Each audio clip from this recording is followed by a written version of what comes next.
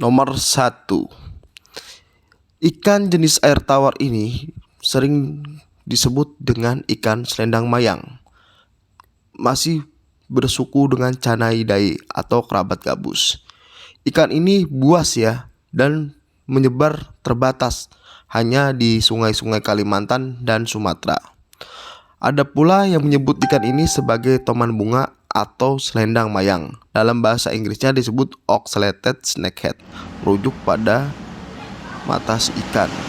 Ikan ini hidup di lahan gambut ya teman-teman ya. Hidup di lahan gambut yang berada di sungai-sungai Kalimantan. Nah, ikan ini adalah satu-satunya jenis cana yang dapat disatukan. Ya, dapat disatukan dan tidak terlalu agresif.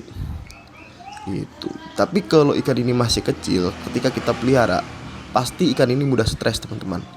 Jadi mudah mati ya. Jadi banyak penghobi itu tidak merekomendasikan ikan cana peluru pada pemula ya, karena ikan ini sangat mudah stres.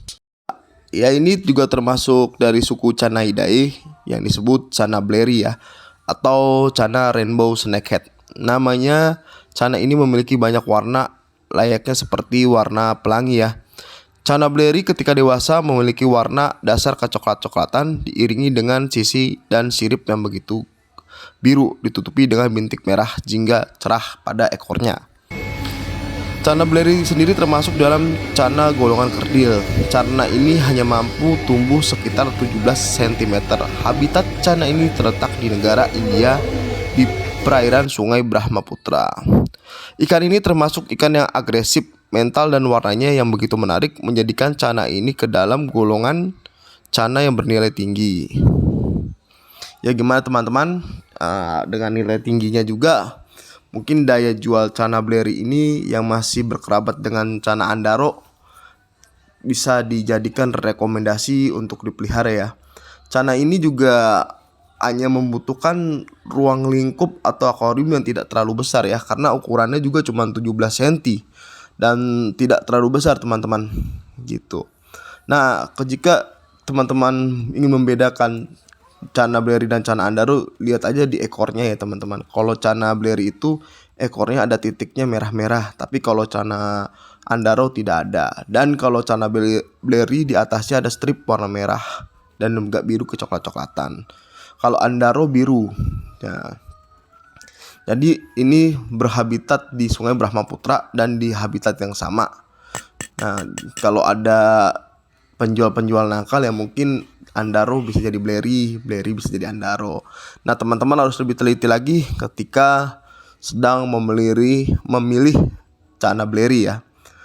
Dengan konsekuen dan melihat apakah itu benar cana blairi atau bukan cana blairi. Bisa aja itu cana limbata waktu kecil, karena atasnya juga merah ya, sama seperti cana limbata. Harga cana limbata dan cana blairi ini juga terlengkup jauh ya. Jadi bisa dipastikan kalau kita mendapat cana limbata yang kecil, kita zong teman-teman. Dan nggak semua sih pedagang itu nakal. Cuman ya itu aja, dia lihat pada motif ekornya, dia ada bintik-bintik merahnya. Nah, teman-teman masih berminat untuk memelihara cana blairi tersebut yang mempunyai ruang lingkup yang begitu kecil. Nomor 3 adalah cana andaro. Cana andaro merupakan salah satu cana kerdil juga ya dari suku gabus Canaidae ya. Ditemukan dan diresmikan pada tahun 2013 oleh Dr. Lovebridge. Andaro sendiri diambil dari nama Andrew Rao, seorang ahli ikan yang berasal dari India. Nah, cana andaro dewasa hanya dapat tumbuh dengan panjang antara 15 sampai 17 cm saja. Cana andaro sendiri juga sama seperti cana blairi ya, cana kerdil, dan termasuk golongan cana dwarf snakehead atau gabus kerdil. Karena ukurannya yang begitu kecil, cana ini tidak memakan waktu spek akuarium yang begitu besar. Cana andaro dapat dibedakan dengan cara melihat pola warna, postur, dan tubuhnya. Pada jantan sendiri memiliki tubuh yang lebih langsing jika dibandingkan dengan andaro betina. Badan cana andaro betina lebih berisi karena menyimpan telur dan lemak yang ada di dalam tubuhnya. Nomor 4 ada Channa Fire NS ya.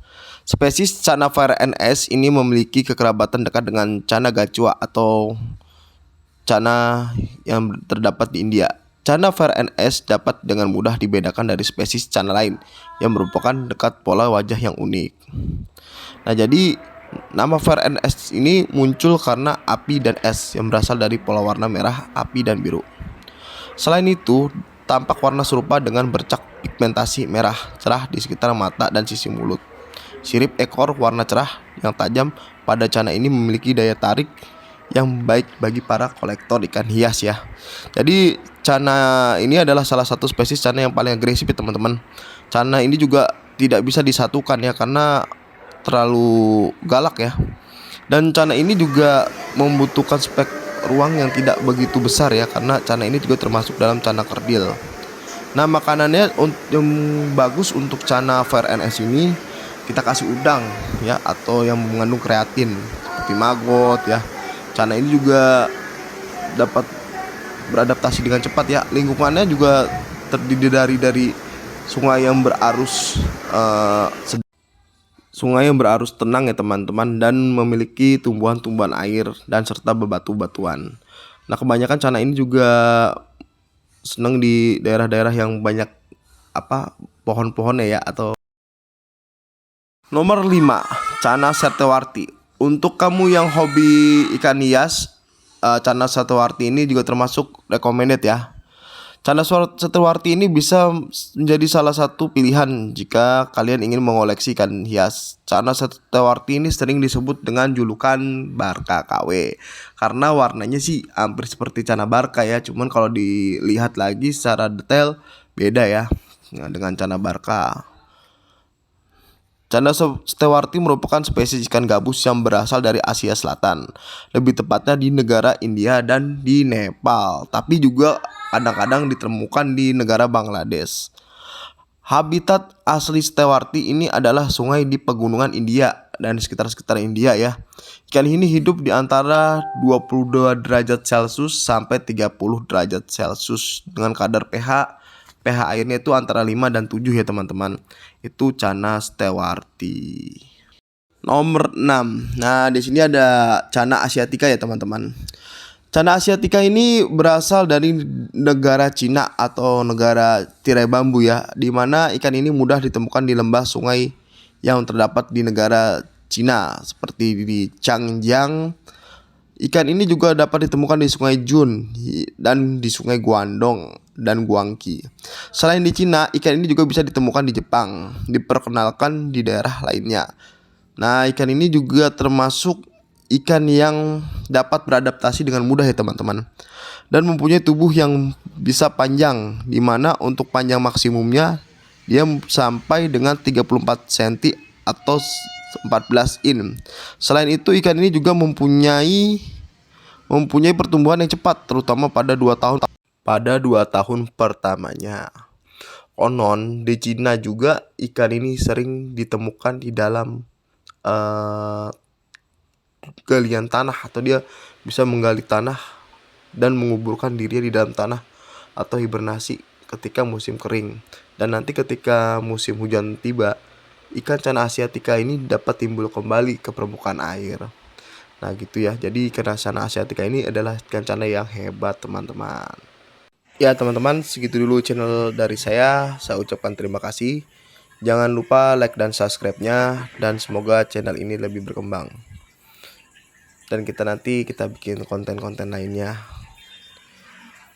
Oke, jangan lupa memakai masker, cuci tangan dengan sabun ya teman-teman ya. Sampai di sini dulu channel saya ucapkan assalamualaikum warahmatullahi wabarakatuh. Sampai jumpa.